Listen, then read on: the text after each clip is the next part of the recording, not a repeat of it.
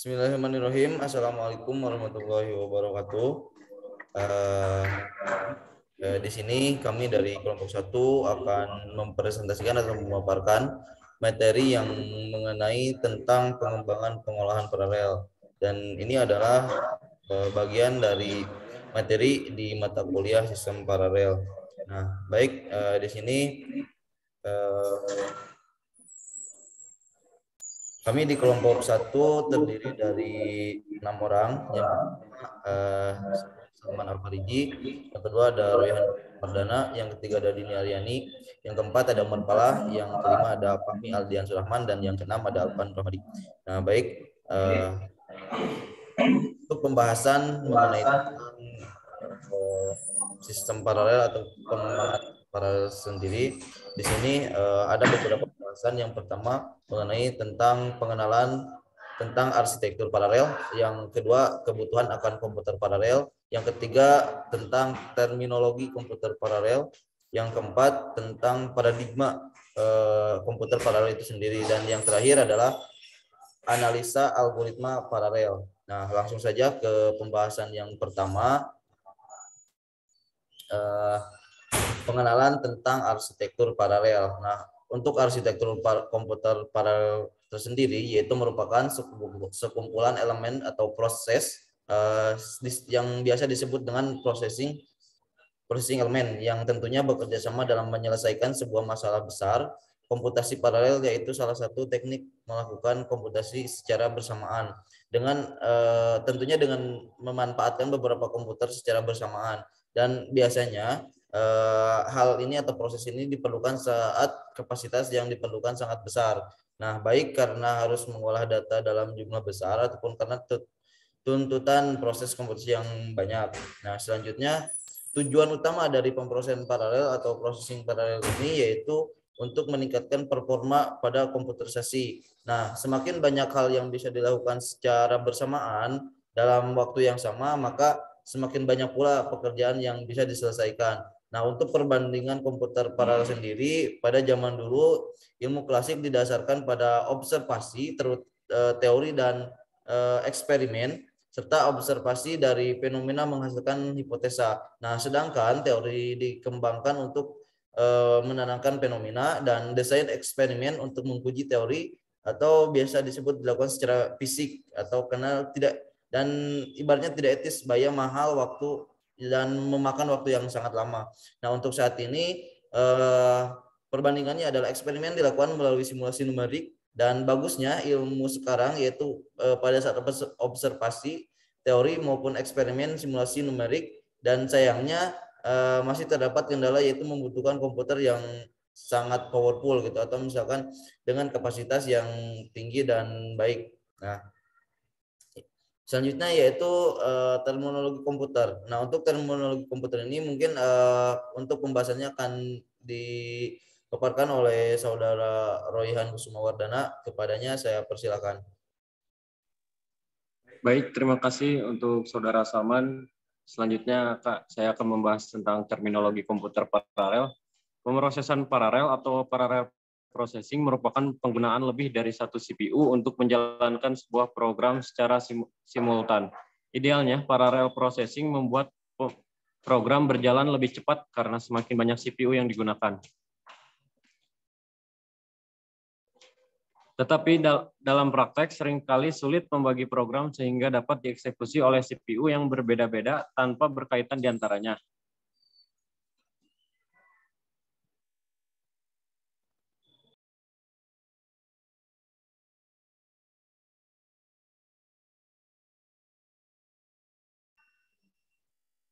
Baik, di sini bisa dilihat sebuah tentang pemrosesan paralel ya. Baik, bisa dilanjut.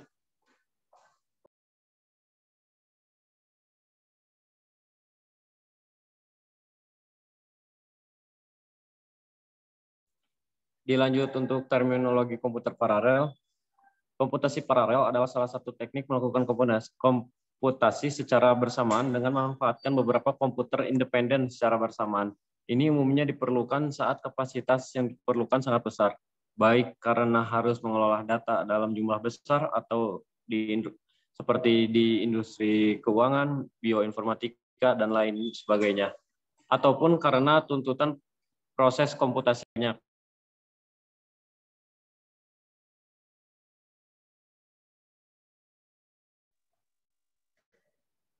Baik, bisa dilanjut.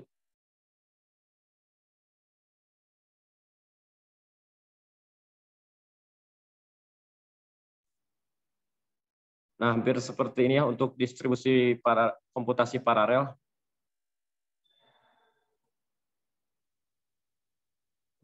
Bisa ke slide selanjutnya.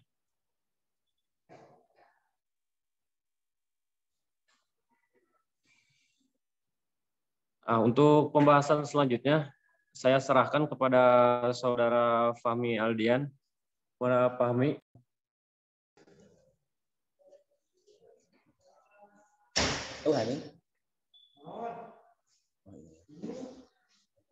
Baik, kita lanjut ke terminologi. Lanjut ke paradigma komputer paralel.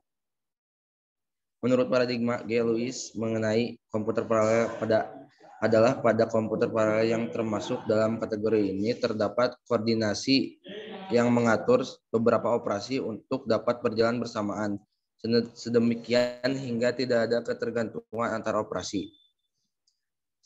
Serta paralelisme yang termasuk dalam kategori ini adalah factory atau array paralelisme, SIMD dan cyclic paralelisme dan cyclic paralel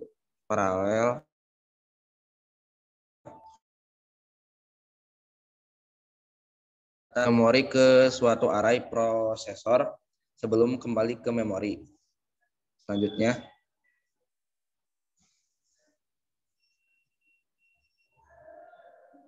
pada komputer paralel yang termasuk dalam kategori asinkronus, masing-masing prosesor dapat diberi tugas atau menjalankan operasi berbeda dan masing-masing prosesor melaksanakan operasi tersebut secara sendiri-sendiri tanpa perlu koordinasi. Paradigma yang juga termasuk dalam kategori ini adalah IMD dan reduksi. Paradigma reduksi adalah paradigma yang berpijak pada konsep graf reduksi. Program dengan model reduksi diekspresikan sebagai graf alur data. Komputasi berlangsung dengan cara mereduksi graf dan program. Berhenti jika graf akhirnya hanya mempunyai satu simpul. Selanjutnya akan dijelaskan oleh saudara Alpan. Ya, saya akan menjelaskan analisa algoritma paralel. Pada saat sebuah algoritma digunakan untuk memecahkan sebuah problem, maka performa dari algoritma tersebut akan dinilai. Hal ini berlaku untuk algoritma sekuensial maupun algoritma paralel. Penampilan sebuah algoritma pengolahan paralel dapat dinilai dari beberapa kriteria seperti running time dan banyaknya prosesor yang digunakan. Oke, next. Running time. Running time merupakan waktu yang digunakan untuk sebuah algoritma untuk menyelesaikan masalah pada sebuah komputer paralel, dihitung mulai dari saat algoritma mulai hingga saat algoritma berhenti. Jika prosesornya tidak mulai dan selesai pada saat yang bersamaan, maka running time dihitung mulai dari komputasi pada prosesor pertama dimulai hingga pada saat prosesor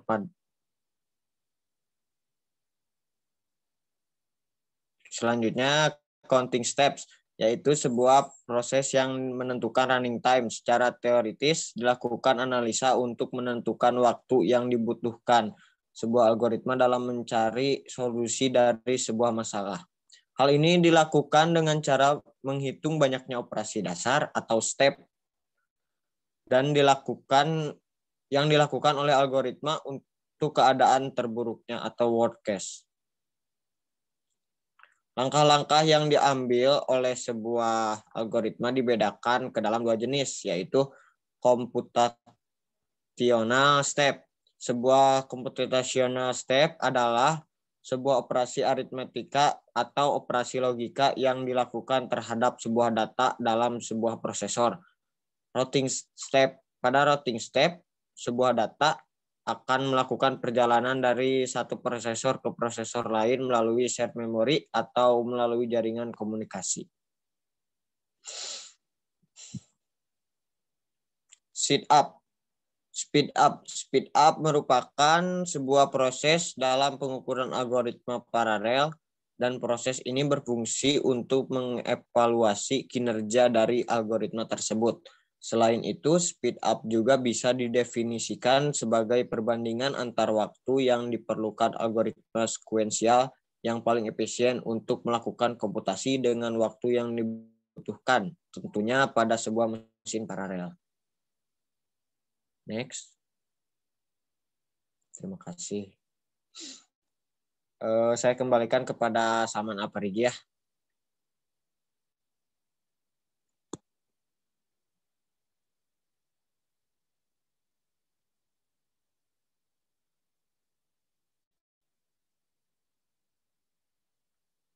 Ke Dini berarti.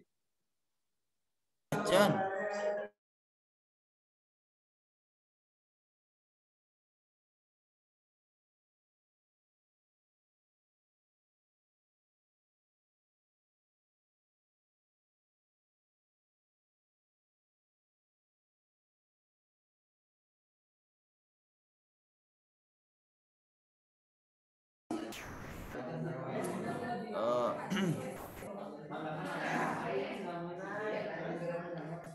Oke, mungkin cukup itu yang kelompok kami bisa sampaikan mengenai presentasi dari pengembangan sistem paralel ini. Kurang dan lebihnya mohon dimaafkan. Wabillahi taufiq wal hidayah. Wassalamualaikum warahmatullahi wabarakatuh.